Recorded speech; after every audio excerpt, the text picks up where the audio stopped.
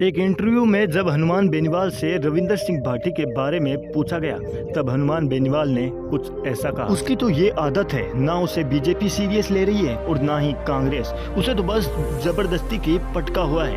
उसको तो जाट समाज से इतनी नफरत है कि उसका बस चले तो वो राजस्थान से जाट जाति को बाहर निकाल दे। और एक इंटरव्यू में हनुमान बेनीवाल ने कहा कि रील और रियल के हीरो में बहुत ज़्यादा फर्क है और उम्मीद है मुझे कि बाड़मेर की जनता इसको सबक सिखा दे। और ऐसा ही हुआ। जब इन सारे इंटरव्यूज़ के बाद रविंदर सिंह भाटी से पूछा गया कि आप हनुमान बेनीवाल के इन सवालों पर क्या जवाब देना चाहोगे, तब रविंदर सिंह भाटी ने कहा, मैं ऐसी राजनीतिक पार्टियों के नेताओं का पूरी तरह से बहिष्कार करता हूं। ऐसा कोई एक इंटरव्यू बताइए या ऐसा कहीं पर भी एक शख्स को लाइए जिसने कहा हो कि रविंदर सिंह भाटी किसी भी जाति धर्म के खिलाफ एक भेदभाव की जनगणना रखता है। मुझे उम्मीद है कि हनुमान बेनीवाल एक प्रचलित नेता हैं और युवा नेताओं की धड़कन है। उन्होंने जो मेरे बारे में कहा उनके हिसाब से हो सकता है कि वो सही कह रहे हो। मैं किसी भी प्रकार के नेताओं के विरुद्ध मेरे अंदर किसी भी तरह का द्वेष नहीं रखना चाहता और हनुमान बेनीवाल ने ऐसा कहा है तो उनको लगता है कि मैं ऐसा ही हूँ। बाकी हमारे और उनके बीच में अच्छे रिश्ते हैं। दोस्तों, आज की वीडियो में बस यही समझेंगे कि कौन सबसे ज़्यादा पावरफुल है, रविंदर सिंह भाटी या हनुमान बेनीवाल। सबसे पहले हम पॉइंट बाय पॉइंट समझेंगे कि कौन सबसे ज़्यादा पावरफुल है, लेकिन उससे पहले हम इनके निजी रिश्तों के बारे में थोड़ा सा जान लेते हैं, यानी इनका थोड़ा सा परिचय हो जाए। हनुमान बेनीवाल का जन्म 1972 के नागौर के एक छोटे से गांव में हुआ था। हनुमान बेनीवाल के पिता मदन बेनीवाल इससे पहले एमएलए रह चुके थे, तो राजनीति का कैरियर इनका 40 से 45 साल पहले से ही चल रहा है। 1998 में हनुमान बेनीवाल ने एक विश्वविद्यालय में अध्यक्ष के तौर पर चुने गए थे। तो हनुमान बेनीवाल का कैरियर शुरू होता है 1998 में। उसके बाद हनुमान बेनीवाल जीवनराम गोदारा को न्याय दिलाने के लिए युवा नेताओं के साथ धरना प्रदर्शन पे थे, तब ज़्यादा प्रचलित हो चुके थे और 2008 में पहली बार बीजेपी से वो सांसद में आए थे। और हनुमान बेनीवाल लगातार राजनीतिक पार्टी में थे। 2013 में बीजेपी को छोड़ दिया और 2018 में अपनी एक नई पार्टी बनाई, राष्ट्रीय लोकतांत्रिक पार्टी यानी आरएलपी, और उसके ये मेन हेड रहे। और 2019 में ये पहले एमपी चुने गए थे अपनी ही पार्टी के और आज भी नागौर के ये एमपी हैं। दोस्तों, अब बात करते हैं रविंदर सिंह भाटी के बारे में। रविंदर सिंह भाटी का जन्म राजस्थान के बाड़मेर जिले में 1997 में हुआ था। दोस्तों, मैं आगे बताता चलूं कि 2019 में बीजेपी के छात्र संगठन एबीवी द्वारा टिकट ना मिलने पर उन्होंने स्वतंत्र रूप से जेएनवीयू छात्र संगठन अध्यक्ष में चुने गए। 57 सालों में ये पहली बार ऐसा हुआ था। उसके बाद रविंदर सिंह भाटी काफ़ी ज़्यादा चर्चा में आ चुके थे और उनका नेतृत्व कोविड-19 के काल में छात्र फीस, विश्वविद्यालय भूमि और अन्य मुद्दों को लेकर आंदोलन किया गया, जिसमें रविंदर सिंह भाटी काफ़ी ज़्यादा सुर्खियों में आ चुके थे। दोस्तों, अब बात करते हैं कि इन दोनों के पॉइंट बाय पॉइंट कि कौन सबसे ज़्यादा दमदार नेता है। हनुमान बेनीवाल के पास रविंदर सिंह भाटी से ज़्यादा राजनीतिक कैरियर में अनुभव है। उनके पास कई सालों का एक्सपीरियंस है, जिसकी बदौलत वो जब चाहे नागौर में किसी भी वक्त लड़ सकते हैं चुनाव और जीत सकते हैं। मैं आपको और बताता चलूं कि नागौर के जितने भी जाट समाज के लोग हैं वो हनुमान बेनीवाल को दिल से सपोर्ट करते हैं और हनुमान बेनीवाल अपने ही दम पर वहां से जीत सकते हैं, जिसकी बदौलत उनका कैरियर अब 2008 से चलता आ रहा है और अब 2025 चल रही है। अब बात करते हैं रविंदर सिंह भाटी के बारे में। तो रविंदर सिंह भाटी का जनरली बताएं तो 2023 में ही वो शिव के एमएलए चुने गए थे। उनके पास सिर्फ 2 साल का राजनीतिक एक्सपीरियंस है और 2019 की बात करें तो उनके पास 6 साल का लगातार एक्सपीरियंस है। अब बदौलत में पॉइंट बाई पॉइंट बताएं तो रविंदर सिंह भाटी से हनुमान बेनीवाल इस पॉइंट के ऊपर थोड़े आगे हैं। दोस्तों, अब बात करते हैं हनुमान बेनीवाल और रविंदर सिंह भाटी के चुनाव कैरियर के बारे में।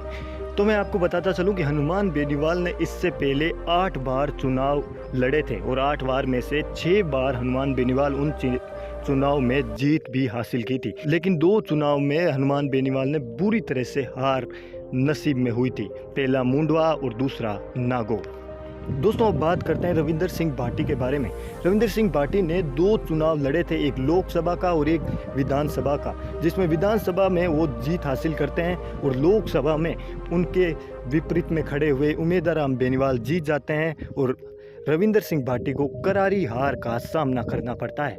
और अब बात करते हैं उनके एवरेज पॉइंट के हिसाब से, जिसमें हनुमान बेनीवाल उनसे आगे हैं। उन्हें 8 चुनाव लड़ने के बाद 2 चुनाव में हार हासिल की थी, लेकिन इधर रविंदर सिंह भाटी ने सिर्फ 2 ही चुनाव में एक बार हार चुके हैं। तो कहने के मुताबिक हनुमान बेनीवाल इस पॉइंट में काफ़ी ज़्यादा रविंदर सिंह भाटी से आगे। दोस्तों अब दूसरे पॉइंट के बारे में बात करते हैं। युवाओं के लिए लड़ रहे हो तो केस तो ज़रूर होगा। अब बात करते हैं इनके ऊपर कितने टोटल मुकदमे हुए हैं, एफआईआर इनके ऊपर कितनी बार हुई है। सबसे पहले बात करते हैं हनुमान बेनीवाल के बारे में। लोकसभा चुनाव 2024 के दौरान प्रचार में धारा 144 का उल्लंघन किया था 19 अप्रैल 2024 को। तब कुचेरा की जनता सभा करने पर कुचेरा थाना में मामला दर्ज किया गया, जांच सीआईडी सीबी को सौंपा गया।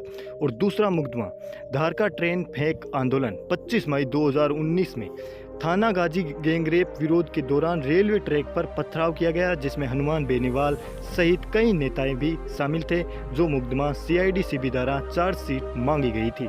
दोस्तों अब बात करते हैं रविंदर सिंह भाटी के बारे में।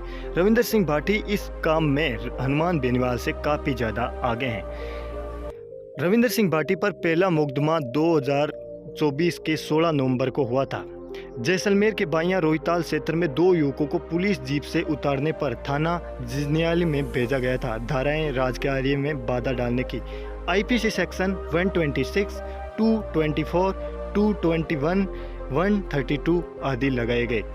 दूसरा मुकदमा लॉकडाउन प्रोटेक्शन केस 16 अगस्त 2021 में उदयपुर कलेक्टर कार्यालय में फीस वसूली विरोधी धरना देने के दौरान सेक्शन 144 का उल्लंघन केस दर्ज हुआ, जिसके बाद बेल मिली थी नवंबर 2024 में। तीसरा मुकदमा दोस्तों अब बात करते हैं उनके तीसरे मुकदमे के बारे में, जो बालोतरा एसपी ऑफिस घेराव के बारे में था। पंचभद्रा बालोतरा में एसपी ऑफिस के सामने धरना कार्रवाई हुई थी, जिसमें 23 समर्थनों पर एफआईआर दर्ज हुई।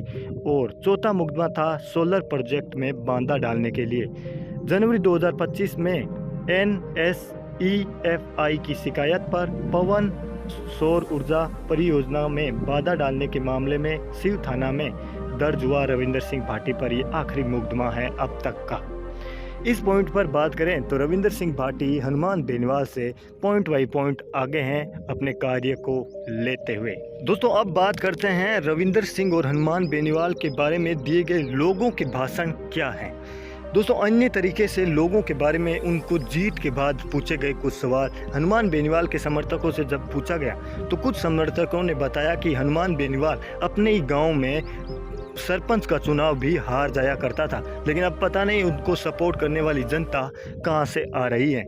और हनुमान बेनीवाल को समर्थन करने वाले ज़्यादातर लोग स्टूडेंट और जाट समुदाय के लोग हैं। उन लोगों ने यह भी बताया कि रविंदर सिंह भाटी के खिलाफ उनका कोई मतगणना नहीं है, लेकिन वो आज से पहले भी हनुमान बेनीवाल को सपोर्ट करते आए हैं और आगे भी हनुमान बेनीवाल को सपोर्ट करेंगे, करे भी क्यों ना। हनुमान बेनीवाल ने किसानों के लिए कई मुद्दे पेशकश किए थे और किसानों को न्याय दिलाने के लिए हनुमान बेनीवाल रात को भी काम पड़े तो भी वो तैयार रहते थे और किसानों और अन्य लोगों को न्याय दिलाने के लिए, जिसमें खासकर किसानों और पिछड़े वर्गों को न्याय दिलाने के लिए हनुमान बेनीवाल लगातार आज भी संसद में लड़ रहे हैं।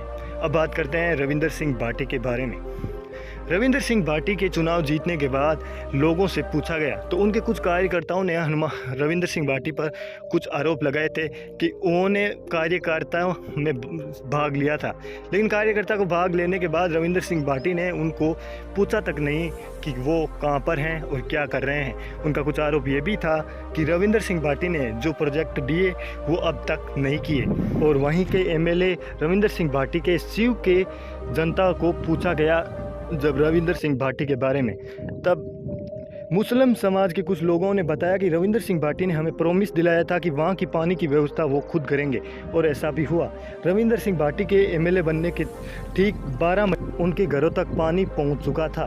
तो कहने के मुताबिक कई जगहों पर रविंदर सिंह भाटी ने अपने मुद्दे बिल्कुल अच्छी तरीके से सफलतापूर्वक हासिल की थी।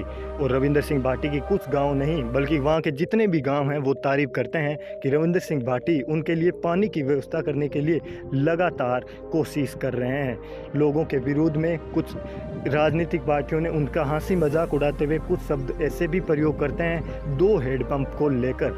जब रविंदर सिंह भाटी ने पानी के लिए अपना लेटर लिखा तो उनको सिर्फ 2 हैंडपंप मिले और इसी चीज़ को लेकर उनके खिलाफ कई हंसी मजाक बनाए जाते हैं। लेकिन रविंदर सिंह भाटी उन लोगों को पानी पहुंचाने की कोशिशें लगातार कर रहे हैं। आपको बता दूं, बाड़मेर और जैसलमेर की कई जगहों पर पानी की व्यवस्था 70% रविंदर सिंह भाटी कर चुके हैं। तो रविंदर सिंह भाटी अपना काम अच्छी तरीके से कर रहे हैं, तो कुछ लोगों का विरोध संगठन अब भी जारी है।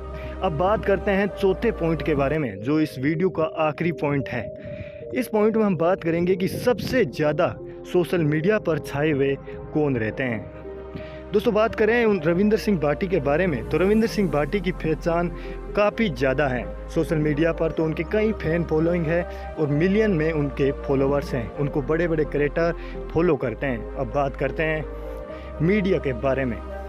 रविंदर सिंह भाटी का कई इंटरव्यू बड़े बड़े न्यूज़ चैनल में आ रखे हैं, जिसमें से एबीपी न्यूज़, आज तक और नेशनल न्यूज़, न्यूज़ 18 और राजस्थान के जितने भी न्यूज़ चैनल हैं उन्हें रविंदर सिंह भाटी की स्टोरी कवर कर रखी है। उस टाइम पर रविंदर सिंह भाटी काफ़ी ज़्यादा सुर्खियों में थे। रविंदर सिंह भाटी को लेकर नए नए डॉक्यूमेंट्री वीडियोस बने हुए हैं। अब बात करते हैं हनुमान बेनीवाल के बारे में। हनुमान बेनीवाल इस पॉइंट पर थोड़े से पीछे हैं, क्योंकि हनुमान बेनीवाल की इतनी फैन फॉलोइंग सोशल मीडिया पर नहीं है।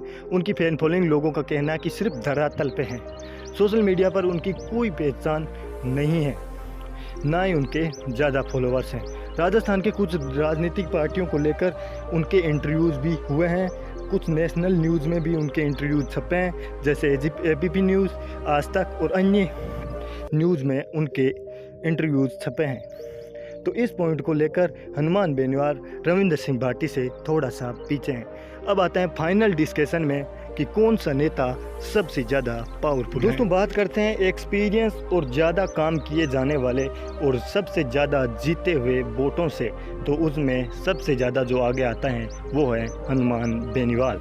लेकिन रविंदर सिंह भाटी ने 26 वर्ष में ही इलेक्शन लड़कर विजय हासिल की, जिसकी बदौलत वो भी हनुमान बेनीवाल को टक्कर दे रहे हैं। अब बात करते हैं कि दोनों में से सबसे ज़्यादा पावरफुल कौन है। तो बात करते हैं कि दोनों ही अपना अच्छे से काम कर रहे हैं और उनकी फैन फॉलोइंग अलग अलग तरीके से हैं। कुछ लोग मुसलमान भी रविंदर सिंह को सपोर्ट करते हैं, तो कुछ मुसलमान हनुमान बेनीवाल को भी सपोर्ट करते हैं। हिंदुओं का तो उनका पूरा समर्थन हनुमान बेनीवाल और रविंदर सिंह भाटी को मिल रहा है। जो काम ये दो, अब मैं अपना पॉइंट रखता हूँ कि इन दोनों में से एक सीएम बनते हैं या हनुमान बेनीवाल और रविंदर सिंह भाटी दोनों एक हो जाते हैं, तो जाट और राजपूत समाज दोनों मिलके एक ही पार्टी को वोट करेंगे और आने वाले टाइम में राजस्थान का नया सीएम इन दोनों में से एक बनेगा। और एक बार कल्पना कीजिए कि इन दोनों में से एक राजस्थान का सीएम बनता है, तो किसी को भी पानी की कमी नहीं रहेगी, किसी भी किसान को किसी भी तरह की कोई कमी नहीं रहेगी और हर तरह से राजस्थान एक मोस्ट पावरफुल राज्य में से राजस्थान में एक होगा।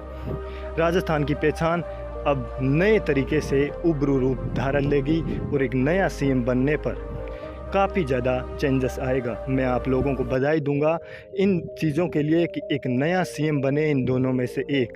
वो कौन बनेगा, रविंदर सिंह भाटी या हनुमान बेनीवाल, ये वक्त बताएगा। आप लोगों से हाथ जोड़कर विनती करते हैं कि इस वीडियो के कमेंट सेक्शन में जो भी जिसका भी फैन है वो कमेंट ज़रूर कीजिएगा और हमें ज़रूर बताइएगा कि इस वीडियो में किस तरह की कमी आपको नज़र आई। हम आगे के वीडियो में सुधारने की पूरी कोशिश करेंगे। आप देख रहे हैं क्राइम की कहानी मिस्टर प्रेम सिंह की जुबानी। प्रेम सिंह का छावा नेक्स्ट पार्ट लेकर ज़रूर आ रहे हैं, तो चैनल को सब्सक्राइब ज़रूर कीजिएगा। डायरेक्ट वेपन आपका अपना चैनल।